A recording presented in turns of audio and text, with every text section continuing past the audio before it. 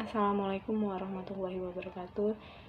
Baik, yang saya hormati Bapak Febra selaku dosen, yang saya hormati Ibu Bapak, teman-teman mahasiswa Universitas Terbuka.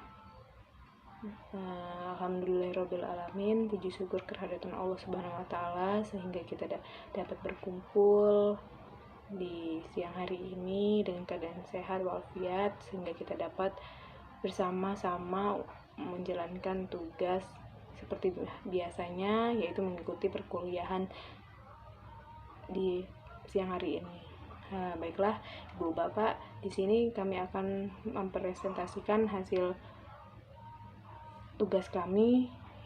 Kami dari kelompok 1 ingin mempresentasikan materi kami yang berjudul karakteristik PKN sebagai pendidikan nilai dan moral. Di sini kami kelompok 1 beranggotakan Agustina Dewanti, yaitu saya sendiri sebagai moderator, Ibu Anissa Nuraini sebagai pemateri, dan Ibu Yunita Ratnasari sebagai pemateri. Baik, dan inilah materi kami. Di Ibu Anissa dan Ibu Yunita Sari dipersilahkan untuk membacakan materinya. Baik, di sini saya akan memaparkan materi kelompok kami tentang pendekatan PKN sebagai pendidikan nilai dan moral di SD.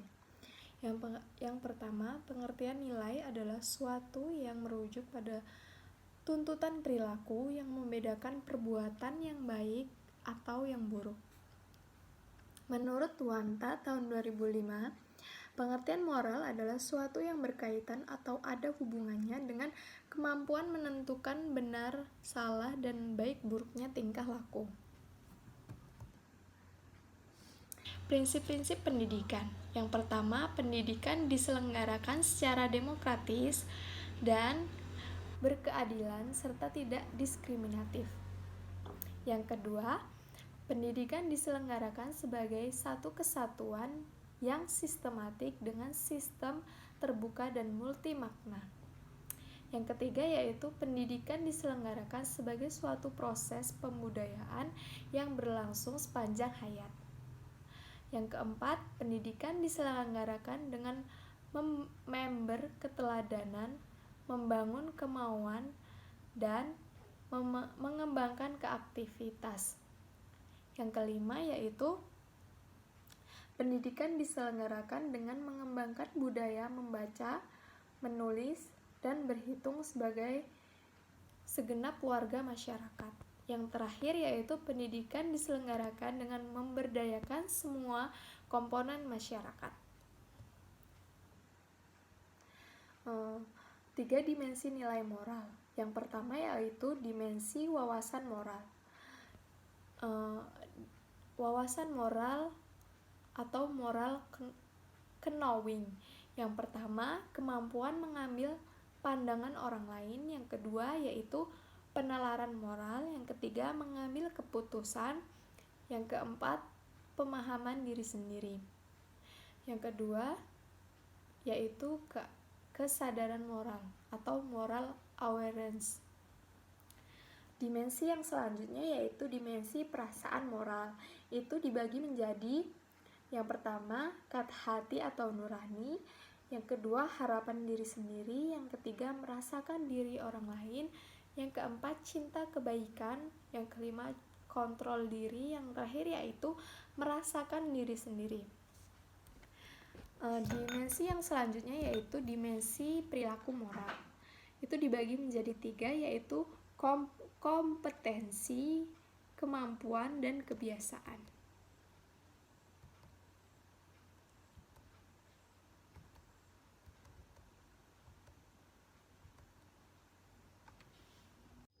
Baiklah, terima kasih sebelumnya pada moderator. Saya lanjutkan penjelasannya. Presentasinya tentang karakteristik pendidikan kewarganegaraan sebagai pendidikan nilai dan moral. Jadi, pendidikan kewarganegaraan sebagai pendidikan nilai dan moral itu, pendidikan kewarganegaraan itu sendiri tidak bisa berdiri sendiri. Kenapa? karena dia berkesinambungan dengan beberapa mata pelajaran yang lain. Contohnya adalah PKN itu berkesinambungan dengan agama dan bahasa. PKN itu sendiri membahas tentang hubungan kita sebagai manusia dengan negara, bangsa, dengan bangsa kita, negara kita, dan negara yang lainnya. Nah, berkesinambungan pula dengan agama. Agama itu membahas tentang apa? Tentang kita sebagai manusia dengan Tuhan kita, dan berkesinambungan dengan bahasa, di mana bahasa itu membahas bagaimana kita bertutur kata dengan makhluk Tuhan yang lainnya, dengan kita sesama masyarakat, kita sesama manusia, dan di lingkungan lainnya. Selanjutnya, pendidikan nilai dan moral dalam standar isi PKN di SD. Jadi PKN itu bertujuannya adalah agar peserta didik punya kemampuan, satu, berpikir secara kritis, rasional, dan kreatif dalam menanggapi isu kewarganegaraan. Isu kewarganegaraan untuk anak SD itu kemungkinan yang masih bisa disampaikan itu adalah tentang ras atau suku, dimana misal dominan di satu tempat ada suku yang dia tidak dominan. Jadi pendidikan kewarganegaraan ini menanamkan kepada kita, kepada siswa, bahwa semua suku itu sama, kita harus saling menghargai apapun suku setiap orang. Nah, di situ. Jadi kita melatih siswa dalam pembelajaran kewarganegaraan ini agar siswa itu berpikir secara kritis. Oh, sukunya beda. Oh, sukunya mungkin tidak dominan dengan kita. Tetapi kita harus bisa menanggapinya secara rasional. Meskipun beda, kita tetap sama, kita tetap satu warga Indonesia. Kemudian yang kedua, partisipasi aktif dan bertanggung jawab dan bertindak lanjut dalam kegiatan masyarakat berbangsa dan bernegara.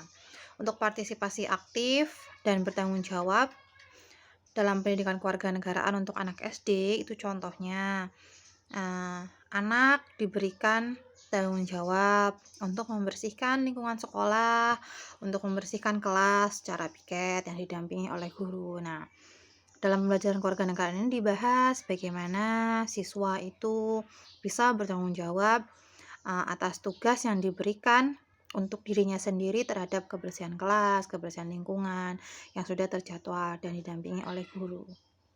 Kemudian berkembang secara positif dan demokratis. Kalau demokratis untuk anak sekolah dasar itu, pendidikan kewarganegaraan yang diajarkan itu bagaimana kita bisa memilih ketua kelas, kemudian wakil ketua kelas. Nah, menjalankan sesederhana itu, melakukan pemilihan sesederhana itu.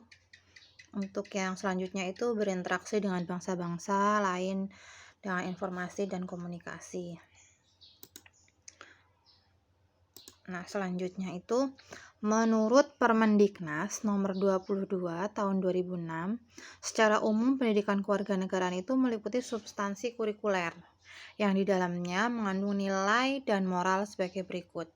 Persatuan dan kesatuan bangsa.